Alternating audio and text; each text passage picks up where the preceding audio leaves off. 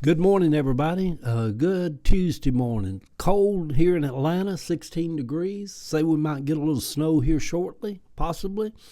A lot of strange things going on with the social media platforms. Over on Facebook, I have my main page that I post my writings and pictures of my grandkids and vacations on, but I've also always kept a separate Facebook page, Eddie Sellers Writer. And I woke up this morning, that page has disappeared, no longer can find it. I don't know what happened. I can't reopen it or find it. Yeah, it's just kind of weird. We're living in just strange times right now. The Morning Post this morning, and I'll take Facebook and Instagram down here at the bottom of this. And I'm also over on Blue Sky and YouTube, and we don't know what all this is going to come to, But anyhow, the Morning Post is titled The Beginning of Sorrows. And I borrowed that line from Jesus, where when the disciples came to him and asked him, said, Lord, what shall be the signs of your coming? And he listed all these things that were happening, that would happen, earthquakes and wars and divers wars in different places and famine. And he listed all this stuff. And then he said, but this is not the end yet. This is just the beginning of sorrows. So I always loved that term, the beginning of sorrows. It doesn't mean the worst is yet, but it's on the forefront of coming. So the Morning Post this morning is the beginning of sorrows.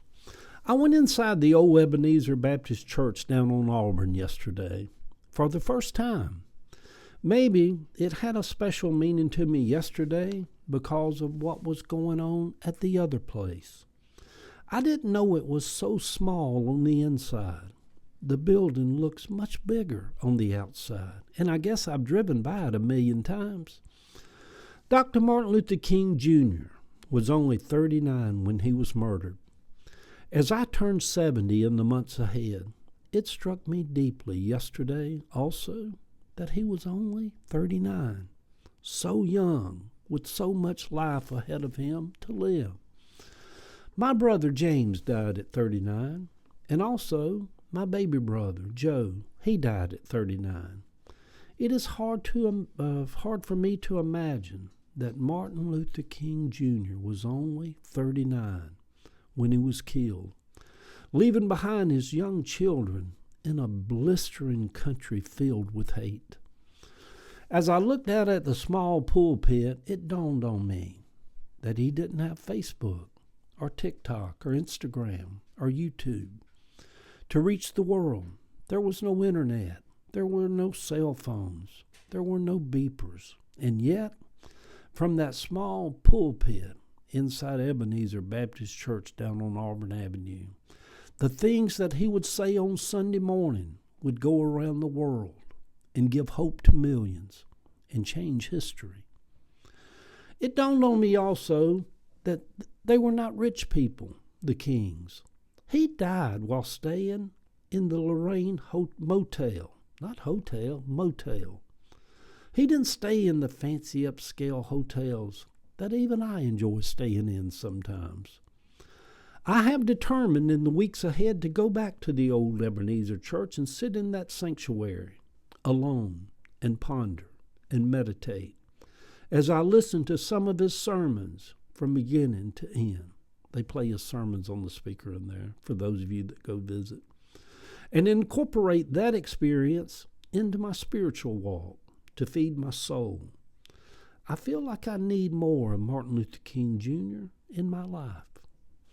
I opted out of watching any of the news for the next few days, but I still see bits and pieces of things popping up in my TikTok feed, like Musk giving the Hitler salute to the crowds of MAGA, and hearing that they rescinded the bill that gave lower drug prices to those on Medicare, and the 1,500 people who tried to steal an election and injured over 140 police officers are now our heroes, I heard.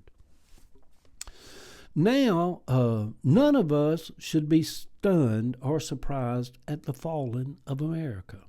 We were warned. None of it has been done in secret. Nikita Khrushchev warned that America would fall one day from the inside out. That day is staring us in the face. In the first 4 years, the news media and the Supreme Court were gutted and destroyed. Over the next 4 years, there will be nothing left to save, probably. It may be years and in a different time before we ever even have another presidential election. You wait and see how this is going to turn some twists and curves in these years ahead. I'm just saying, if it comes to pass, none of us should be stunned. Who knew that the evangelicals and other Christians and some of our friends, family, and neighbors would be all right with Nazi salutes? I always felt that Elon was a little weird anyway. He kind of strikes me as that Nazi energy about him. Evil never goes away. It just reemerges as different people. He is just emboldened now to show us how Hitler would have greeted that MAGA crowd. Good Wednesday morning, sweet people. I have a doctor's appointment today at 11:30. It's probably going to be snowing here. It is bitterly cold here in the city of Atlanta this morning. Life is precious. We carry on. Who knows how all of this will end? But there is a sense that America that we have always known has fallen. Maybe even has ended. Maybe Martin took a piece of it with him when he went up to that mountaintop and he saw the promised land. Maybe the dream is dead.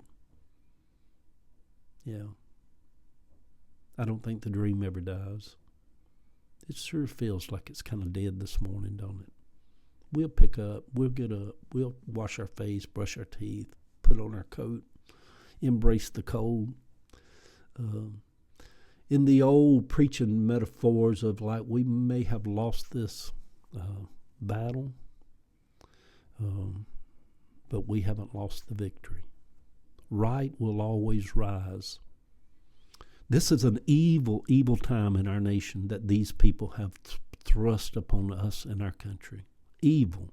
There's no other word you can describe what went on yesterday but pure, dark, black evil that's come upon our land.